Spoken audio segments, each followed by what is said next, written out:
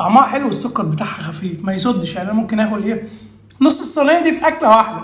هنبدا الفيديو وانا باكل بسبوسه بالقشطه، بس ايه حدوته. هنجهز الحاجه ويلا بينا. اول حاجه نعمل الشربات. في حله على النار هنحط كوب ميه وكوب سكر ورشه فانيليا ونسيبها 10 دقايق لحد ما تتقل شويه. بعد كده نحط عصره ليمونه ونسيبها على جنب تبرد. في حله تانية نحط كوب سكر ونسيبها لحد ما تتكرمل. بعد كده نحط نص كوب زبده او سمنه اللي موجود عندك وكوبايه لبن ونقلب تقليبه حلوه، ونبدا نحط معلقه من الجوز الهند. بعد كده نحط البرنس ده على دقيق البسبوسه. الكميه دي انا عندي كوبايتين دقيق بسبوسه. نقلب كده من تحت لفوق. البسبوسه ما نقلبهاش كتير. نجيب الصينيه اللي احنا هندخلها الفرن وهنعمل فيها البسبوسه، ندهنها بسمنه او زبده، ندهنها دهنه حلو، ونحط البسبوسه ونفردها فرد الجاتو يا بتوع الجيلاتو.